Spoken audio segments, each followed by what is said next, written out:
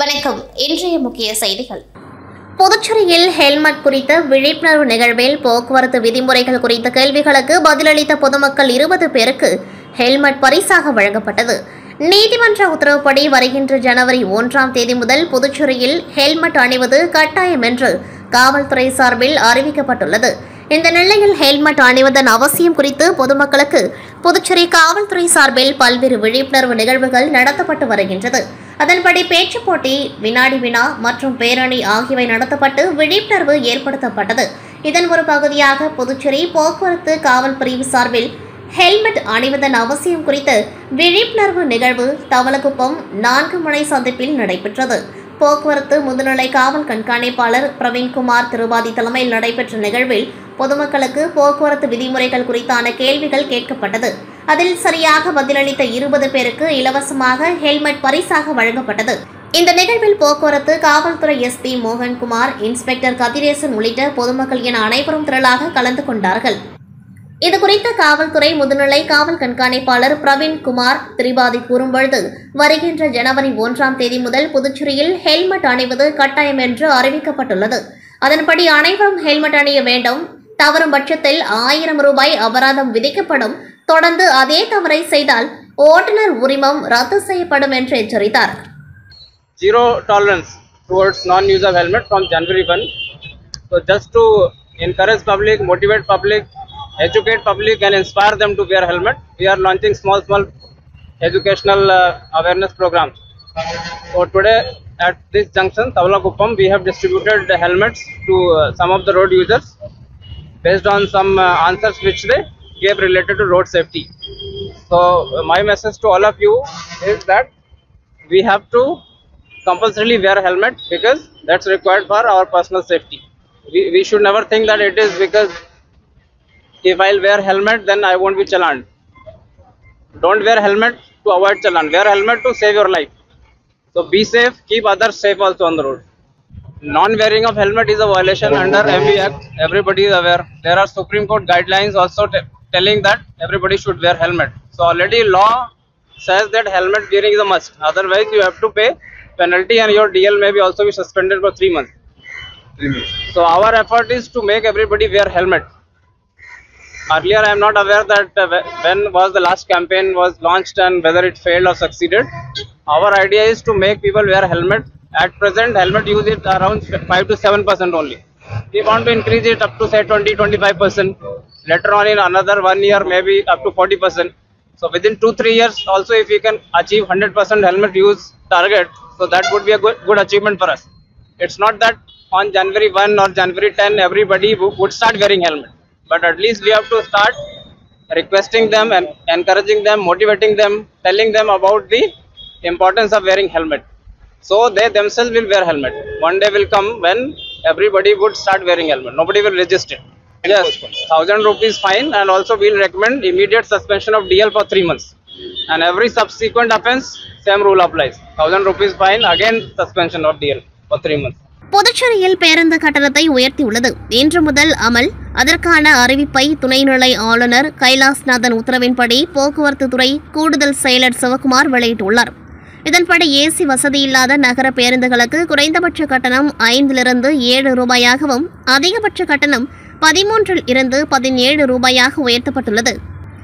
AC வசதியுடன் கூடிய பேருந்துகளில் குறைந்தபட்ச கட்டணம் 10 13ஆகவும் அதிகபட்ச கட்டணம் 26 34 ரூபாயாக உயர்த்தப்பட்டுள்ளது.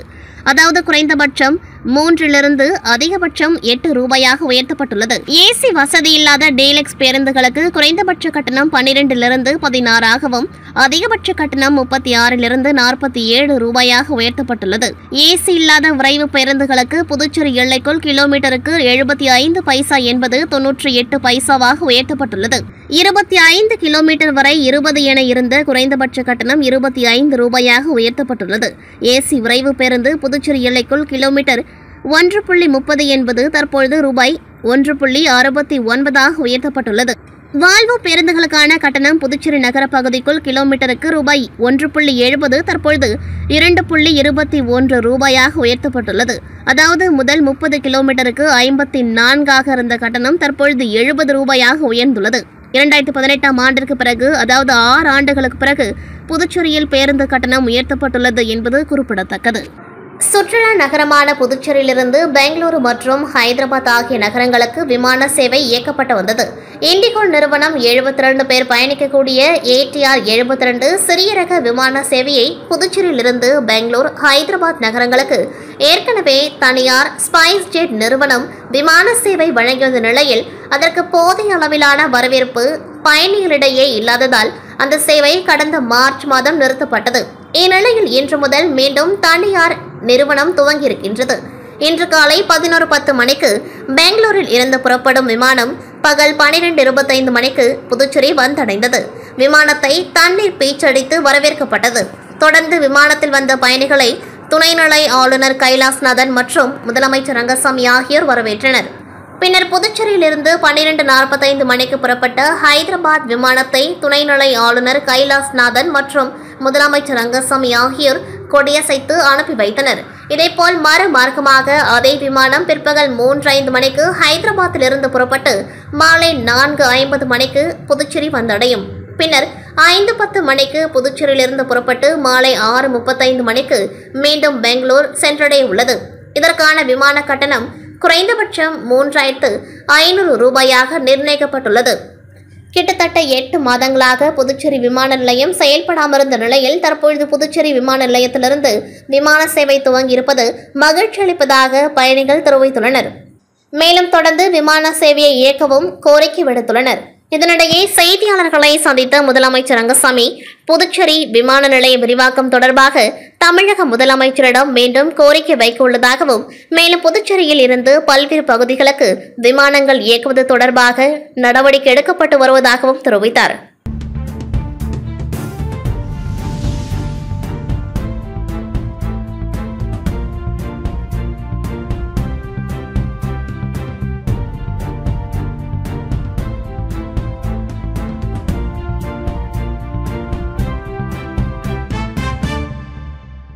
ராஜீவ்காந்தி அரசு பெண்கள் மற்றும் குழந்தைகள் மருத்துவமனையில் மேம்படுத்தப்பட்ட மருத்துவ சிகிச்சை இலவசமாக அனைத்து மக்களுக்கும் அளிக்கப்பட்டு வருகின்றது. சிகிச்சை அளிக்க மருத்துவ வல்லுநர்களின் திறமையான மருத்துவ ஆலோசனை மற்றும் சிகிச்சை மட்டுமல்லாமல் நோயாளிகளின் சுய சுத்தமும் சுற்றுப்புற சுத்தமும் மிகவும் அவசியமாகின்றது. அவ்வாறு சுத்தத்தையும் கடைபிடித்தால் நோயாளிகள் விரைவில் குணமடைய முடியும்.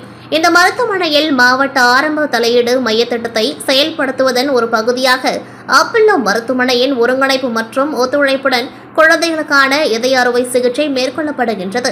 இந்த அறுவை சிகிச்சை மற்றும் சிகிச்சைக்கான அனைத்து செலவுகளும் அரசாங்கத்தால் ஏற்கப்படுகின்றது. இந்த திட்டத்தின் முக்கிய நோக்கம் சிறு வயதிலும் ஆரம்ப நிலையிலும் நோயை கண்டறிந்து சரியான சிகிச்சை அளிப்பதாகவும், இதுவரை சுமார் 54 அறுவை சிகிச்சை மற்றும் சிகிச்சைகள் இந்த மருத்துவமனையால் அப்பல்லோ மருத்துவமனையின் குழந்தைகள் இதய நோய் நிபுணருடன் கலந்தாலோசித்து மேற்கொள்ளப்பட்டுள்ளது. இந்த மருத்துவமனையில் இத்திட்டம் கிடைப்பது குறித்து பொதுமக்களுக்கு விழிப்புணர்வு ஏற்படுத்தவும், தங்கள் குழந்தைகளுக்கு இந்த வசதியை இலவசமாக பெறவும் இம்மருத்துவமனையின் மாநாட்டு அரங்கில் மிஷன் ஹெல்தி ஹார்ட்ஸ் என்ற பெயரில் விழிப்புணர்வு நிகழ்ச்சி நடத்தப்பட்டது. இன்று புதுவை சபாநாயகர் செல்வம் அவர்கள், கதிர்காமம் சட்டமன்ற தொகுதியின் சட்டமன்ற உறுப்பினர் KSP ரமேஷ் அவர்கள், புதுச்சேரி அரசின் ஆணையர் மற்றும் அரசு செயலர் ஆஷிஷ் மாதவ்ராவ் மோரே, புதுவை அரசு சுகாதார இயக்குநர் டாக்டர் ரவிச்சந்திரன், புதுச்சேரி சுகாதார இயக்க இயக்குநர் டாக்டர் கோவிந்தராஜன், சென்னை அப்பல்லோ குழந்தைகள் மருத்துவமனையின் ஆலோசகர், வயது வந்தோர் மற்றும் குழந்தை மருத்துவ தலையீட்டு இருதய நோய் நிபுணர் டாக்டர் CS முத்துக்குமரன் அவர்கள் மற்றும் இம்மருத்துவமனையின் மருத்துவ கண்காணிப்பாளர் டாக்டர் ஐயப்பன் ஆகியோரின் முன்னிலையில் புதுச்சேரியின் முதல்வர் ரங்கசாமி அவர்கள் இந்த விழிப்புணர்வு நிகழ்ச்சியை துவக்கி வைத்தார். இந்த விழிப்புணர்வு நிகழ்ச்சிக்கான ஏற்பாடுகளை மருத்துவமனையின் உள்ளிருப்பு மருத்துவ அதிகாரி டாக்டர் ரொசாரியோ, மக்கள் தொடர்பு அதிகாரி டாக்டர் குருபிரசாத், RBSK மாநில நோடல் அதிகாரி டாக்டர் ரகுநாதன் மற்றும் DEIC மாநில நோடல் அதிகாரி டாக்டர் சரவணன் ஆகியோர் செய்தனர். இந்நிகழ்ச்சியில் மருத்துவமனையின் அனைத்து துறை தலைவர்களும், மருத்துவ அதிகாரிகளும், அனைத்து செவிலியர்களும் மற்றும் அனைத்து ஊழியர்களும் கலந்து கொண்டார்கள். கிறிஸ்தவர்களின் முக்கிய பண்டிகையான கிறிஸ்துமஸ் பண்டிகை வரும் 25ஆம் தேதி உலகம் முழுவதும் மிகவும் உற்சாகமாக கொண்டாடப்பட உள்ளது. இயேசு கிறிஸ்து பிறந்த தினமான இந்நாளை கிறிஸ்தவர்கள் தங்களது இல்லங்களில் குடில் அமைத்து இயேசு சொரூபம் அமைத்து வெகு விமர்சையாக கொண்டாடுவர். இதற்காக அவர்கள் தங்களது வீடுகளில் ஸ்டார், குடில், கிறிஸ்துமஸ் மரங்கள் உள்ளிட்டவைகளை அமைத்து அழகுபடுத்துவர். இதற்காக புதுச்சேரியில் விதவிதமான வண்ணங்களில் கிறிஸ்துமஸ் ஸ்டார்கள் விற்பனைக்கு வந்துள்ளது. இதேபோல் கிறிஸ்துமஸ் மரம், குடில்கள் அமைப்பதற்கு தேவையான பொருட்கள், குழந்தைகளை கவரும் வகையில் கிறிஸ்துமஸ் தாத்தா உடைகள், பலவிதமான அலங்கார விளக்குகளும் புதிய வடிவங்களிலும் பல வண்ணங்களிலும் விற்பனைக்கு வந்துள்ளது. இதனை மக்கள் ஆர்வமுடன் வாங்கி செல்கின்றனர். மேலும் புதுச்சேரிக்கு வரும் சுற்றுலா பயணிகள், பொதுமக்கள் என பலரும் இந்த வண்ணமயமான ஸ்டார்கள், கிறிஸ்துமஸ் தாத்தாக்கள், கிறிஸ்துமஸ் மரங்கள் முன்பு நின்று செல்ஃபி எடுத்து மகிழ்ந்தனர். மேலும் இந்த ஆண்டு புதிய வகையான இத்தாலி, சைனீஸ் குடில் செட் விற்பனைக்கு வந்துள்ளதாகவும் ரூபாய் 500 முதல் 25,000 வரையிலான குடில்கள் செட்கள் விற்பனை செய்யப்பட்டு வருவதாகவும், கடந்த ஆண்டை விட இந்த ஆண்டு விற்பனை அதிகரித்து வருவதாகவும் வியாபாரிகள் தெரிவித்துள்ளனர்.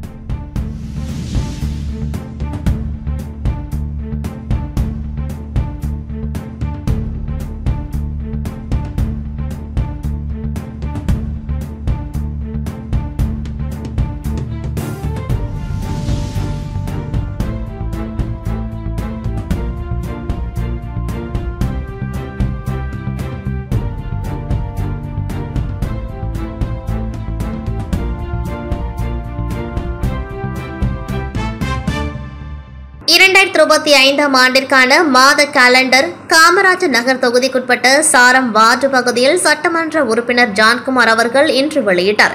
பின்னர் சாரம் நிர்வாகிகள் சாரம் ஸ்ரீ முத்து விநாயகர் சுப்பிரமணிய சுவாமி கோவில் தேவஸ்தானத்தில் மாத காலண்டரை பூஜை செய்து பொதுமக்களுக்கு வழங்கினர். முதல் காலண்டரை நிர்வாக அதிகாரி பொன் நீலகண்டன் கோவில் சார்பாக பெற்றுக்கொண்டார். பின்னர் பொதுமக்களுக்கு காலண்டர் வழங்கப்பட்டது. இந்நிகழ்ச்சியில் ஸ்கைசாட் ரவி என்கின்ற ராஜாராம், சுகுமாரன், சாமிநாதன், தென்றல் நகர் ரவி, கோபி, ஞானப்பிரகாசம் நகர் ரமேஷ், சாரம் முருகானந்தம், வரதராஜன், ஜெயராஜ், அஜய் ஆகிய நிர்வாகிகள் கலந்து கொண்டார்கள். காமராஜர் நகர் தொகுதிக்குட்பட்ட சாரம் வார்டு நிர்வாகிகளின் ஆலோசனை கூட்டம் இன்று காலை சட்டமன்ற உறுப்பினர் அலுவலகத்தில் நடைபெற்றது. கூட்டத்திற்கு வார்டு பொறுப்பாளர் ஸ்கைசாட் ரவி என்கின்ற ராஜாராம் தலைமை தாங்கினார். கூட்டத்தில் 2025 ஆண்டிற்கான மாத நாள்காட்டி பொதுமக்களுக்கு விநியோகிப்பது சம்பந்தமாக ஆலோசனை செய்யப்பட்டது. பின்னர் மழைக்கால நிவாரணப் பொருட்கள் விடுபட்டவர்களுக்கு நேரடியாக பொறுப்பாளர்கள் சென்று மக்களுக்கு அளிப்பது என்று முடிவு செய்யப்பட்டது. மேலும் சாரம் பகுதியின் வளர்ச்சியை பற்றி நமது பொறுப்பாளர்களுடன் சேர்ந்து நமது சாரம் இளைஞர்களுடன் சட்டமன்ற உறுப்பினர்களிடம் மனு அளிப்பது என்று முடிவெடுக்கப்பட்டது. கூட்டத்தில் சுவாமிநாதன், தென்றல் நகர் ரவி, கோபி, ஞானப்பிரகாசம் நகர் ரமேஷ், முருகானந்தம், சாரம் வரதராஜன், அஜய், ஜெயராஜ், அண்ணாமலை ஆகியோர் கலந்து கொண்டார்கள். முன்னதாக 25 ஆண்டிற்கான மாத நாள்காட்டியை சட்டமன்ற உறுப்பினர் ஜான்குமார் வெளியிட்டார். கூட்டத்தின் முடிவில் சாரம் சுகுமாரன் நன்றி கூறினார். அம்பேத்கர் பற்றிய சர்ச்சை கருத்துக்களை தெரிவித்து மத்திய உள்துறை அமைச்சர் அமித்ஷா பதவி விலக வலியுறுத்தி புதுச்சேரியில் பல்வேறு இடங்களில் போராட்டங்கள் நடைபெற்று வருகின்றது. இதன் ஒரு பகுதியாக புதுச்சேரி மாநில விடுதலை சிறுத்தை கட்சியினர் இன்று ரயில் மறியல் போராட்டத்தில் ஈடுபட்டனர். இதற்காக விடுதலை சிறுத்தை தொகுதி தலைவர் தமிழ்வளவன் தலைமையில் வில்லியனூர் எம்ஜிஆர் சிலையிலிருந்து ஊர்வலமாக புறப்பட்டு வந்த விடுதலை சிறுத்தை கட்சியினர் சென்னையிலிருந்து புதுச்சேரி நோக்கி வந்த ரயிலை மறிக்க முயன்றனர். அப்பொழுது போலீசார் அவர்களை தடுத்து ரயில்வே கேட்டை இழுத்து மூடினர். அப்பொழுதே கேட்டு தள்ளிக்கொண்டு ரயிலை மறிக்க முற்பட்ட பொழுது போலீசாருக்கும் போராட்டக்காரர்களுக்கும் இடையே கடுமையான தள்ளுமுள்ளு ஏற்பட்டது. இதனையடுத்து ரயில் மறியல் போராட்டத்தில் ஈடுபட்ட விடுதலை சிறுத்தைகள் கட்சியினர் சுமார் 50க்கும் மேற்பட்டவர்களை போலீசார் கைது செய்தனர்.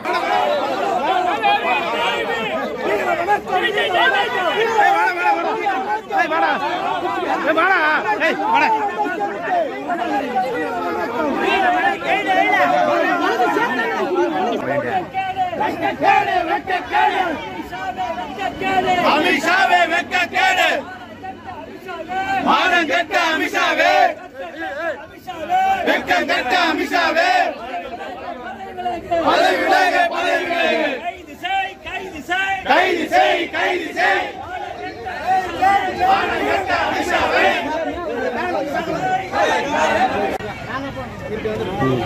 சரியா?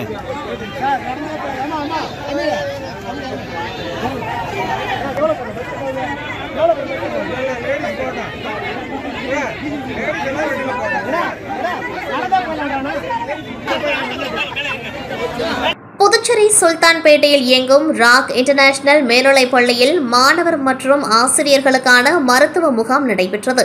அதனைத் தொடர்ந்து 9ஆம் வகுப்பு முதல் 12ஆம் வகுப்பு வரை உள்ள மாணவர்களுக்கு புகையிலை ஒழிப்பு விழிப்புணர்வு முகாம் நடைபெற்றது. இவ்விழாவில் ஸ்ரீ வெங்கடேஸ்வரா மருத்துவக் கல்லூரி மற்றும் ஆராய்ச்சி நிறுவனத்தின் இணை பேராசிரியர் மருத்துவர் தமிழ்மதி, மருத்துவர் பிருத்திவிராஜ் மற்றும் மருத்துவர் மிதுன்குமார் ஆகியோர் கலந்து கொண்டார்கள். துறை தலைவர் மருத்துவர் பரதலட்சுமி தலைமையில் விழிப்புணர்வு முகாம் நடைபெற்றது.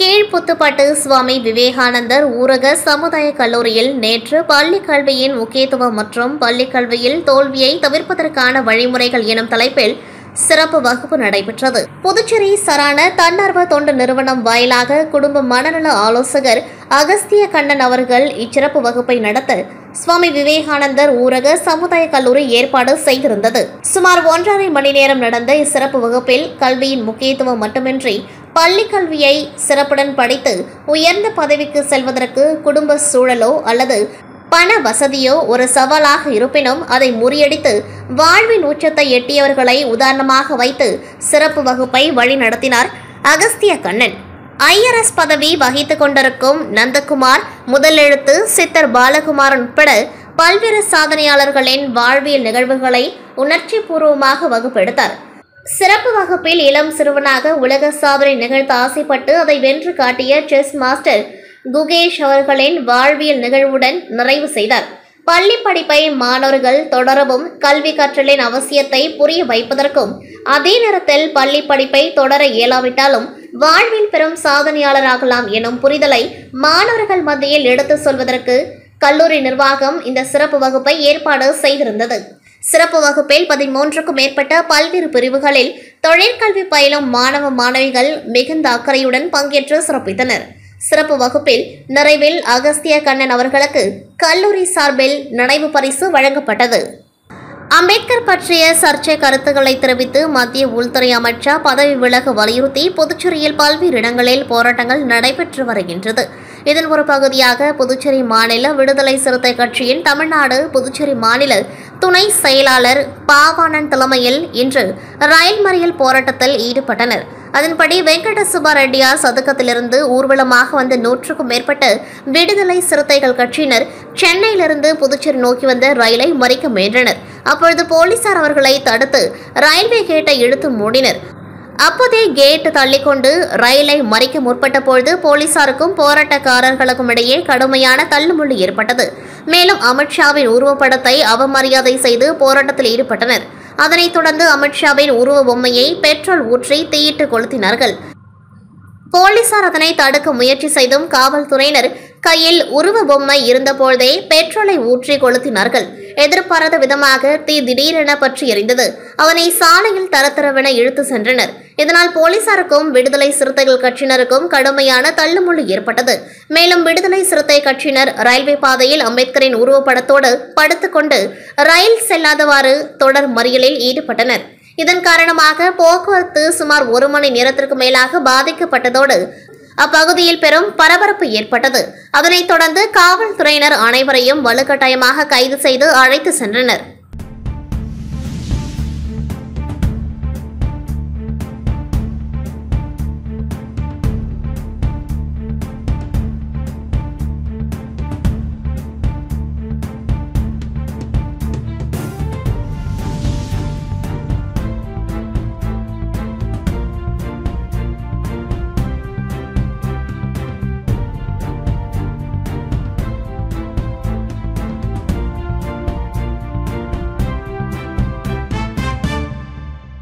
புதுச்சேரி முத்தியால்பேட்டை சோலை நகர் பகுதியில் அமைந்துள்ள அரசு ஆரம்ப பள்ளியில் பல ஆண்டுகளாக போதுமான வகுப்பறை இல்லை மற்றும் மழைக்காலங்களில் மழைநீர் உள்ளே போவது போன்ற குறைகள் இருந்து வந்தன. பெஞ்சல் புயல் காரணமாக பெய்த கனமழையால் பள்ளியின் வகுப்பறையில் பல்வேறு இடங்களில் மழைநீர் தேங்கியது. இதனை அறிந்த தொகுதி சட்டமன்ற உறுப்பினர் பிரகாஷ்குமார் நேரில் பார்வையிட்டு உடனடியாக அந்த குறைகளை போக்க நடவடிக்கை எடுக்குமாறு அரசு அதிகாரிகளுக்கு உத்தரவிட்டார். அந்த உத்தரவின் பேரில் அரசு அதிகாரிகள் நடவடிக்கை எடுத்து தற்பொழுது சுமார் 24,50,000 மதிப்பில் அரசு ஆரம்ப பள்ளியில் பல்வேறு பணிகள் மேற்கொள்வதற்கான பூமி பூஜை நடைபெற்றது. இந்நிகழ்ச்சியில் தொகுதி சட்டமன்ற உறுப்பினர் பிரகாஷ்குமார் மற்றும் பொதுப்பணித்துறை தலைமை பொறியாளர் தீனதயாளன், கண்காணிப்பு பொறியாளர் பாலசுப்ரமணியம், இளநிலை பொறியாளர் ஆனந்த பத்மநாபன், கல்வித்துறை துணை இயக்குநர் சிவராமன், பள்ளி கல்வித்துறை ஆய்வாளர் வட்டம் 1 குணசேகரன் மற்றும் பள்ளி ஆசிரியர்கள், மாணவர்கள், பெற்றோர்கள் மற்றும் அப்பகுதி பொதுமக்கள் திரளாக கலந்து கொண்டார்கள். அமித்ஷா பதவி விலக வலியுறுத்தி புதுச்சேரி மாநில காங்கிரஸ் கட்சி சார்பில் கண்டன ஆர்ப்பாட்டம் நடைபெற்றது. இதில் 500க்கும் மேற்பட்டோர் கலந்து கொண்டு கோரிக்கைகளை வலியுறுத்தி கண்டன கோஷங்களை எழுப்பினர். அம்பேத்கர் பற்றி சர்ச்சையான கருத்துக்களை கூறிய மத்திய உள்துறை அமைச்சர் அமித்ஷாவை கண்டித்து புதுச்சேரியில் பல்வேறு அரசியல் கட்சியினர் போராட்டம் நடத்தி வருகின்றனர். இதன் ஒரு பகுதியாக புதுச்சேரி மாநில காங்கிரஸ் சார்பில் கண்டன ஆர்ப்பாட்டம் அண்ணா சிலை சதுக்கத்தில் நடைபெற்றது. புதுச்சேரி காங்கிரஸ் ஆதி திராவிடர் பிரிவு தலைவர் ஜெயபால் தலைமையில் நடைபெற்ற கண்டன ஆர்ப்பாட்டத்தில் சிறப்பு விருந்தினராக மாநில காங்கிரஸ் தலைவர் வைத்திலிங்கம், முன்னாள் முதலமைச்சர் நாராயணசாமி, சட்டமன்ற கட்சித் தலைவர் வைத்தியநாதன், முன்னாள் அமைச்சர் கந்தசாமி, ஷாஜகான் உள்ளிட்ட புதுச்சேரி முழுவதும் இருந்த 300க்கும் மேற்பட்ட காங்கிரஸ் நிர்வாகிகள் அனைவரும் திரளாக கலந்து கொண்டு கோரிக்கைகளை வலியுறுத்தி கண்டன கோஷங்களை எழுப்பினர். ஆர்ப்பாட்டத்தில் மாநில, மாவட்ட, வட்டார காங்கிரஸ் நிர்வாகிகள், மகளிர் அணி, இளைஞர் அணி நிர்வாகிகள் மற்றும் பல்வேறு பிரிவு நிர்வாகிகள் திரளாக கலந்து கொண்டு கோரிக்கைகளை வலியுறுத்தி கண்டன கோஷங்களை எழுப்பினார்கள். இத்துடன் செய்திகள் நிறைவடைகின்றது. நன்றி, வணக்கம்.